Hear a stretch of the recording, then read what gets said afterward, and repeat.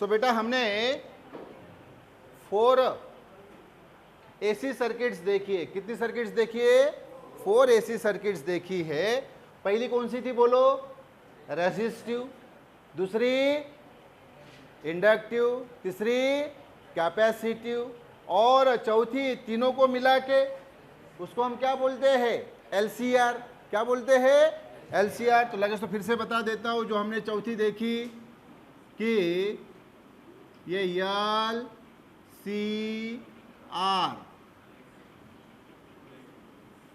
और ये AC source रे बेटा। एसी सोर्स यानी मैंने बताया ये अल्टरनेटिंग करंट सोर्स, ये एसी सोर्स। तो ये कैसा होता है? ये सोर्स ये ऐसा होता है, देखो इस प्रकार से होता है बेटा।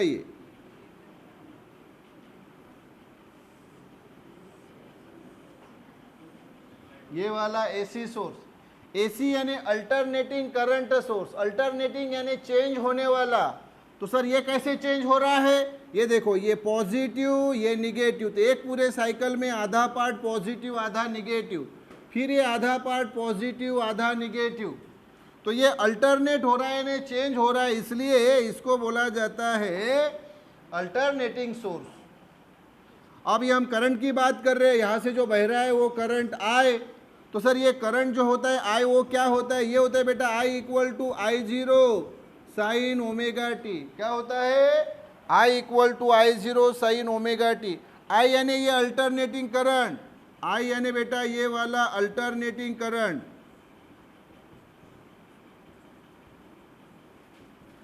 I0 यानी ये पीक करंट, पीक करंट या इसी को बोला जाता है मैक्सिमम करंट। साइन तो ट्रिग्नोमेट्रिक फंक्शन है, आपको मालूम है trigonometric function sine cos tan. हाँ, तो ये साइन, साइन इसलिए बेटा क्योंकि ये जो कर्व है ये साइनोसॉइडल है, मतलब जैसे स्नेक कैसा चलता है उस प्रकार से ये चल रही है। तो ऐसे कर्व को बोला जाता है साइनोसॉइडल कर्व। क्या शब्द है बाबू? ये शब्द ध्यान दो, साइनोसॉइडल शब्द बरोबर ध्यान दो, साइनोसॉइडल कर्व। Yes sir. तो ये I यानी अल्टरनेटिव करंट, I0 यानी पीक करंट यानी मैक्सिमम करंट, साइन यानी ये ट्रिग्नोमेट्रिक फंक्शन। क्यों या साइन है? क्योंकि ये जो कर्व है, ये जो करंट बहता है ये साइनोसॉइडल फॉर्म में बहता है, जैसे कि मतलब स्नेक बह रहा है, स्नेक का मुंह हो रहा है इस प्रकार से। ओमेगा यानी इसकी एंगुलर वेलोसिटी, ओमेगा यानी एंगुलर वेलोसिटी, और ये ओमेगा यानी होता है बेटा 2 पाई एफ। ओमेगा यानी 2 पाई एफ, एफ यानी फ्रीक्वेंसी, एफ यानी फ्रीक्वेंसी। कौन सी फ्रीक्वेंसी? एक सेकंड में, ये एक सेकंड में, विद इन 1 सेकंड ये जितने साइकिल्स कंप्लीट करती है, मान लीजिए एक सेकंड में ये 10 साइकिल्स कंप्लीट करती है। जैसे यहाँ पे एक साइकिल, दूसरी साइकिल, 2 साइकिल यहाँ निकाली हुई है। मान लीजिए ये जो करंट है एक सेकंड में वो 10 ऐसी साइकिल कंप्लीट करता है, 1 2 3 4 5 6। तो उसकी फ्रीक्वेंसी ऑटोमेटिकली कितनी हो जाएंगे रे बाबू? 10। तो फ्रीक्वेंसी है, एक तो एफ से डिनोट की जाती है या एन से डिनोट की जाती है। तो omega equal to 2 pi f या 2 पाई एन, एक ही बात है। तो एफ यानी फ्रीक्वेंसी, ओमेगा यानी एंगुलर वेलोसिटी, और टी यानी तो टाइम। आपको मालूम है टी यानी टाइम। हाँ, तो ये हमारे पास जो है ये अल्टरनेटिंग करंट का इक्वेशन आ गया है। अब यहाँ पे देखो बेटा, ये 2 करंट आपको दिख रहे हैं कि सर I यानी अल्टरनेटिंग करंट और I0 यानी पीक करंट। एक तीसरा करंट होता है जिसको बोला जाता है IRMS। IRMS, RMS यानी रूट मीन स्क्वायर। ये देखो RMS, एक तो स्मॉल इसमें लिख सकते हैं या कैपिटल इसमें भी लिख सकते हैं, एक ही बात होती है। RMS स्मॉल इसमें या कैपिटल इसमें RMS यानी ये होता है बाबू रूट मीन स्क्वायर। तो ये IRMS यानी रूट मीन स्क्वायर करंट। अब आपका एक प्रश्न रहेगा कि सर जब I है और ये I0 यानी सर इसमें I0 कौन सा है ये बता देता हूँ। तो ये अभी पॉजिटिव निगेटिव साइकिल थोड़ी देर के लिए हटा दी मैंने। हाँ, तो ये जो I0 पीक करंट ये होता है बेटा, ये देखो ये है वो पीक, पीक यानी मैक्सिमम वैल्यू करंट की कौन सी वैल्यू, मैक्सिमम, ये है I0, या ये भी वही I0 है, या ये भी ये I0, या ये भी I0, तो ये जो करंट है इसको बोला जाता है पीक करंट यानी मैक्सिमम करंट, और ये जो पूरा जो बह रहा है इसको अल्टरनेटिंग करंट बोलते हैं। और एक तीसरा करंट जो होता है IRMS यानी रूट मीन स्क्वायर करंट। ये रूट मीन सर ये जब दो है, I यानी अल्टरनेटिंग करंट है, ये सर करंट बह रहा है, ये करंट बह रहा है, तो ये IRMSQ, इसकी भी स्पेशल कहानी है, वो भी बताऊंगा मैं अभी, जैसे हम सामने सामने बढ़ेंगे, स्टेप बाय स्टेप सारी बातों को लेते हैं। हाँ, एक ही जगह सारी जम्बलिंग नहीं करते हैं, तो स्टेप बाय स्टेप। अभी सिर्फ दिमाग में ये रखिए कि यार ये IRMSQ है यहाँ पे। अगर I ये अल्टरनेटिंग करंट है जो कि बह रहा है, I0 उसकी मैक्सिमम वैल्यू है जो कि मैंने अभी फिगर में बताई ये वाली, या इसी फिगर को अगर मैं और थोड़ा सा प्रॉपरली ड्रॉ करूं तो मैंने कई बार आपको ऑलरेडी बताया भी है कि ये जैसे 3 लाइन, ओके, और वो करंट ड्रॉ करने के लिए मैं यहाँ पे 8 बॉक्सेस बनाता हूँ इक्वल। तो ये पहले 2 बॉक्सेस बना लिए, 2 के फिर ये इक्वली डिवाइड करके 4 बना लिए, और उनको डिवाइड करने के बाद ऑटोमेटिकली 8 बन गए। Yes sir. तो यहाँ पे देखो ये करंट, ये देखो this this this and this, अब प्रॉपर आपको आप देख सकते हैं। तो I0 जो है ये देखो, I0 जो है ये वाला है I0 मैक्सिमम करंट, या ये वाला भी है I0, या ये वाला भी है I0, या ये वाला भी है I0। तो आप बोलेंगे यस सर, 2 करंट, ये I यानी अल्टरनेटिव करंट, I0 यानी मैक्सिमम करंट यानी पीक करंट, तो ये IRMS root mean square current, हाँ क्यों होता है तो वो मैं सामने बताऊंगा ही। अभी फिलहाल इसकी वैल्यू समझिए। IRMS की वैल्यू होती है I0 के फॉर्म में, और वो होती है I0 अपॉन √2।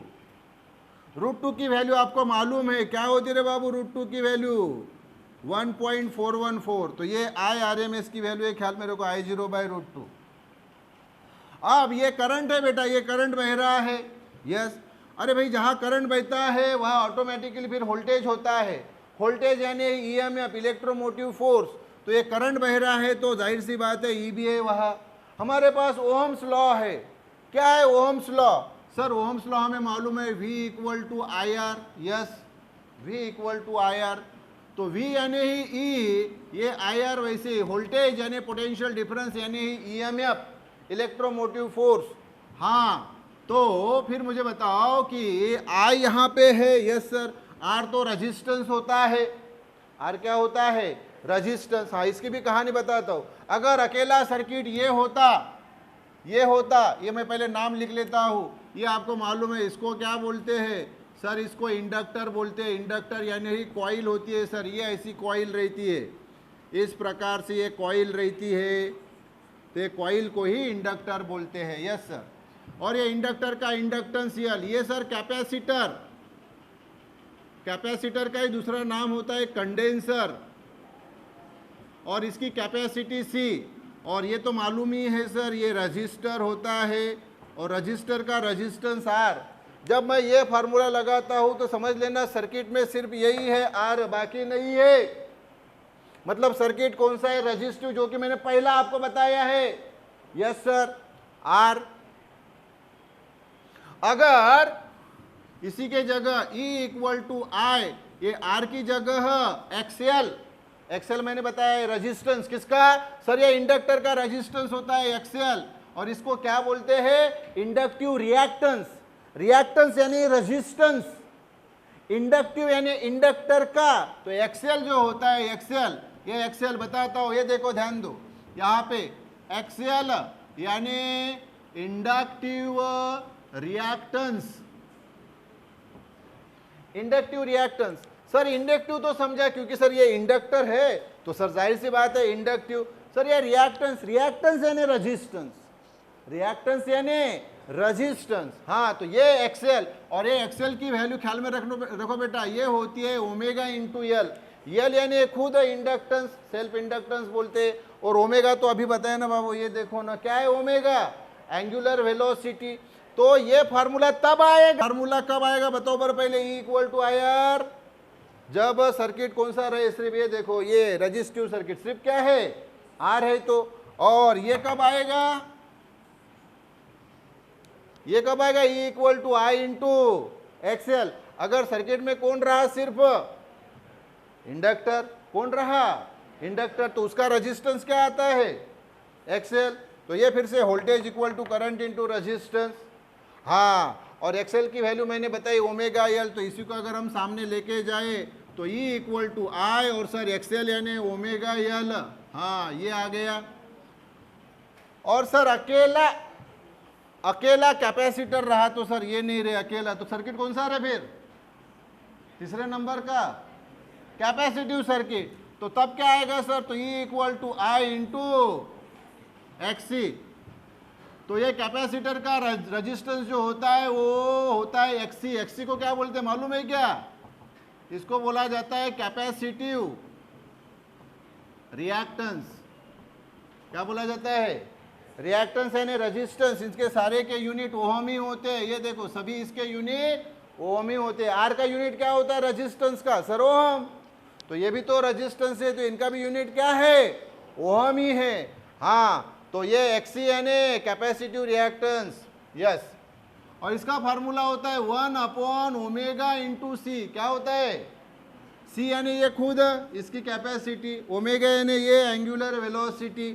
हाँ, तो अगर इसको हमें लिखना है तो क्या होगा, E इक्वल टू आई और ओमेगा एल यानी 1 अपॉन ओमेगा सी। हाँ, अब सामने की बात आती है, सर अगर अब ये तीनों के तीनों सर्किट में है, तो अगर तीनों के तीनों सर्किट में है तो भी मैंने बताया ऑलरेडी आपको कि तीनों के तीनों अगर सर्किट में है तो इनका जो रेजिस्टेंस रहता है वो रहता है जेड। क्या रहता है रे, जेड रहता है। ये यहाँ बताता हूँ जेड, और इसको बोला जाता है इम्पेडेंस। क्या बोला जाता है, इम्पेडेंस। क्या बोला जाता है, इम्पेडेंस यानी रेजिस्टेंस। इसका भी यूनिट ओम ही होता है। क्या होता है बोलो, ओम ही होता है। और इसका फार्मूला जो होता है ये होता है root R square plus XL minus XC square.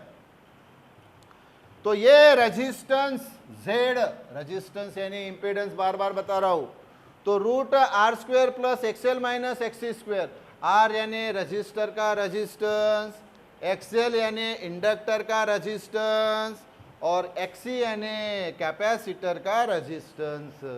तो बोलो जेड की वैल्यू क्या, root R square plus XL minus XC square. तो तीनों अगर रहे तो ये जो रेजिस्टेंस है यानी इम्पेडेंस, ये क्या रहता है, root R square plus XL minus XC square. यहाँ भी एक बात बता देता हूँ, सर आपने यहाँ एक्सएल माइनस एक्सी स्क्वेयर लिखा, एक्सी माइनस एक्सएल क्यों नहीं लिखा। देखो जनरली ये इसका रेजिस्टेंस इंडक्टर का ये जनरली ज़्यादा रहता है कैपेसिटर से, इसलिए एक्सएल माइनस एक्सी लिखा जाता है। और अगर सर किसी पर्टिकुलर इसमें एक्सी बड़ा रहा और एक्सएल छोटा रहा तो नो प्रॉब्लम, फिर ये जो है formula Z equal to root R square वैसा ही रहेगा। और एक्सएल माइनस एक्सी की जगह रे बाबू एक्सी माइनस एक्सएल। क्लियर क्या आया समझ में, बोलो जल्दी, यस सर।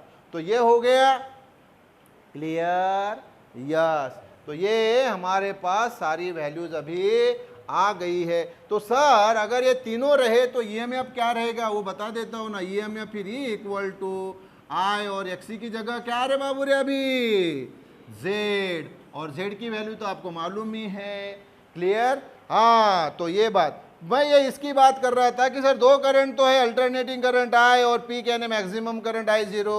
तो ये आई आर एम एस, ये तीसरा करंट ख्याल में रखो। तो तीन करंट हो गए ना रे बाबू, कितने करंट हो गए, तीन हो गए सर एक अल्टरनेटिंग करंट, एक ये पी यानी मैक्सिमम करंट, और ये वाला sir I R M S, है कि नहीं। इसी प्रकार से फिर वोल्टेज जो है ईएमएफ भी है, वो भी तीन प्रकार के होते हैं। ईएमएफ भी तीन प्रकार के ही होते हैं। एक ये ई, हाँ तो ये बता दूं आपको, तो ये E equal to E zero, E equal to E zero, और ये साइन ओमेगा टी है, क्या है साइन ओमेगा टी। तो ये एक तो साइन ओमेगा टी के फॉर्म में होता है या फिर ये कॉस ओमेगा टी के फॉर्म में होता है। अच्छा ये क्यों होता है ये भी बताता हूँ।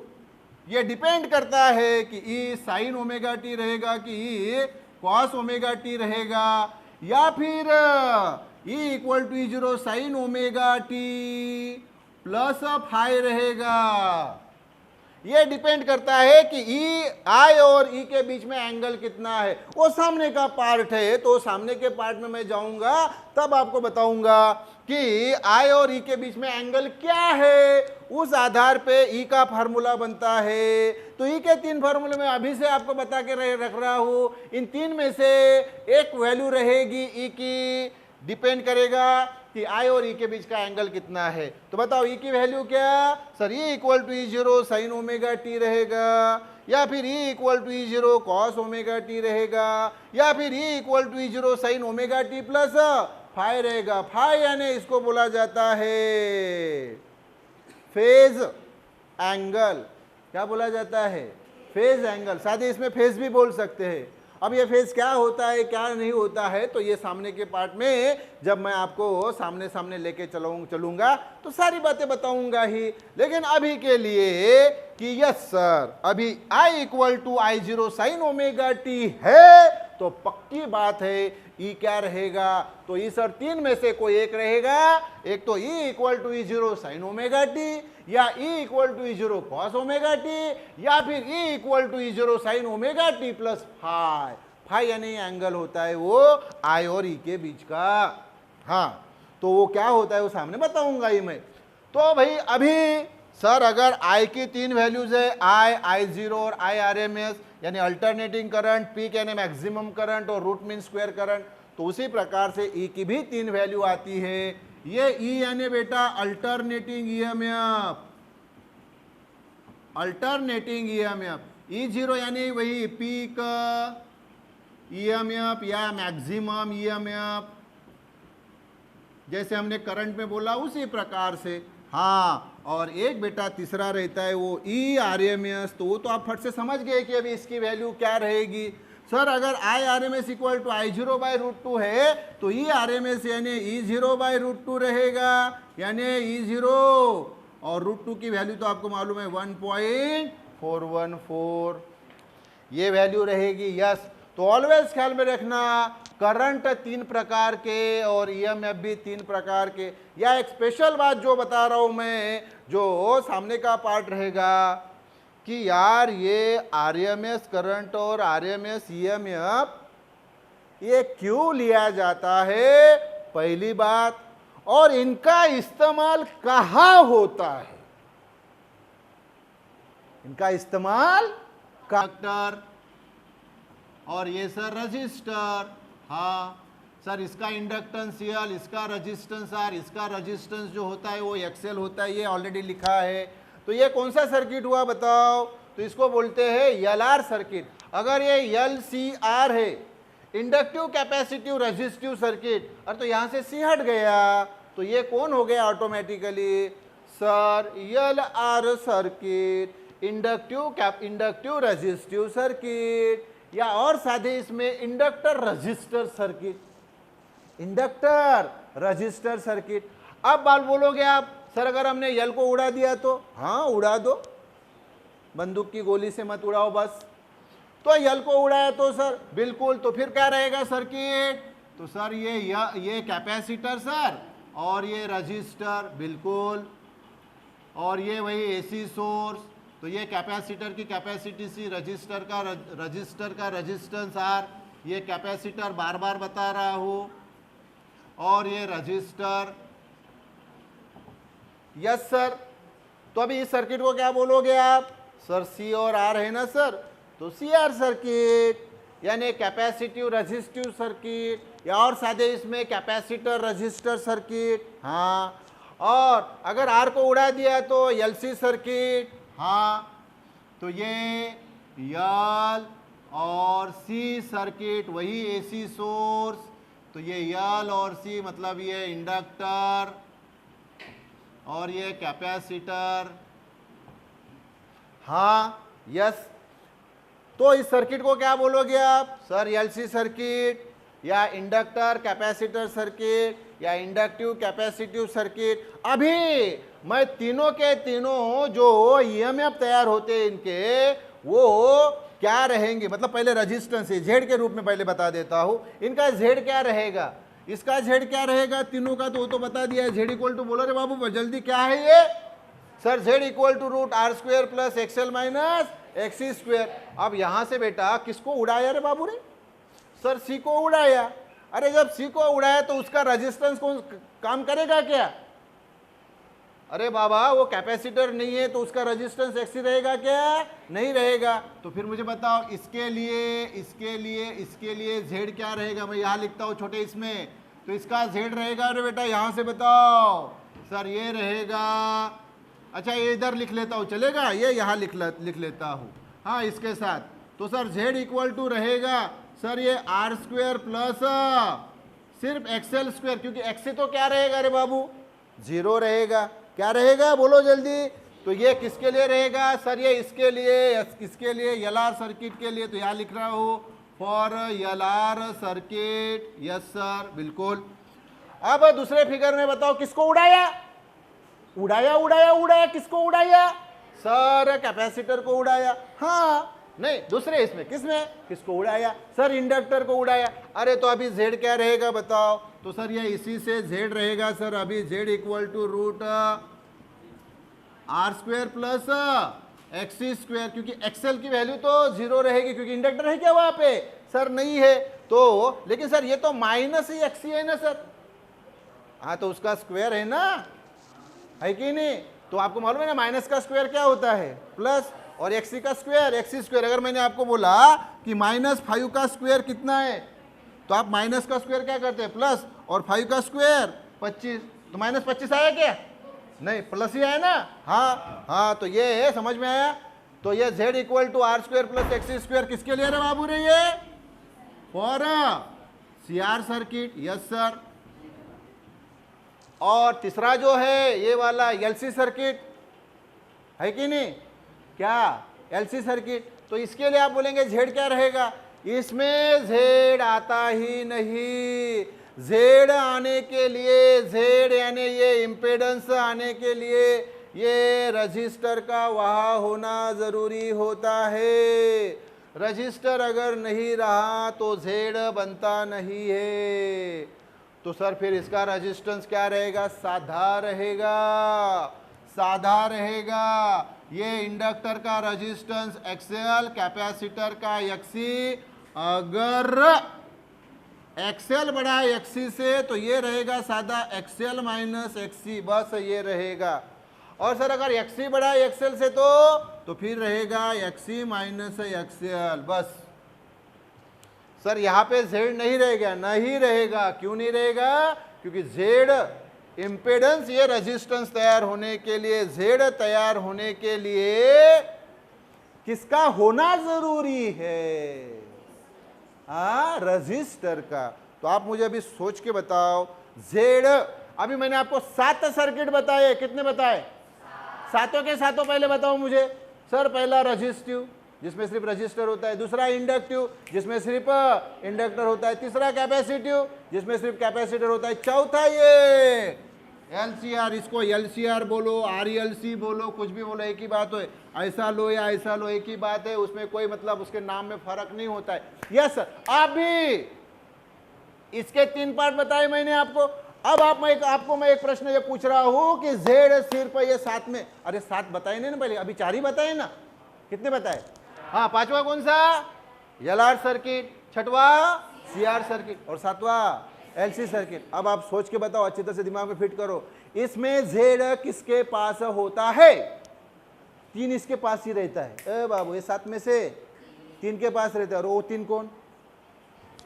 एलसीआर, क्योंकि इसमें आर है, एलआर इसमें आर है, सीआर इसमें आर है। तो जिसमें आर है उसमें जेड आएगा।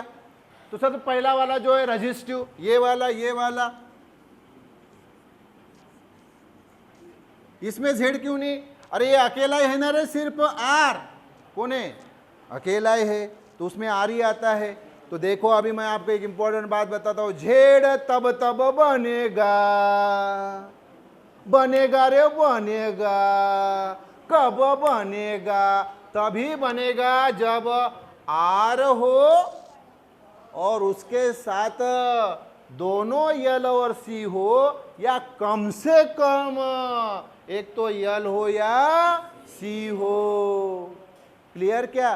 तभी बनेगा जेड, तभी बनेगा जेड। आया क्या समझ में? जेड कब कब बनेगा? आर तो होना ही चाहिए और आर के साथ दोनों यल या सी हो, या कम से कम एक यल और एक सी हो आर के साथ, तभी बनेगा जेड, नहीं तो जेड नहीं बनेगा। तो इन तीनों को छोड़ के बाकी चारों सर्किट के लिए अगर आपको एमसीक्यू पूछा कि बाकी चारों का जेड इंपेडेंस कितना, कितना, 0 0 0, कितना रे बाबू? क्योंकि बनताच नहीं, बनताच नहीं। क्लियर क्या? या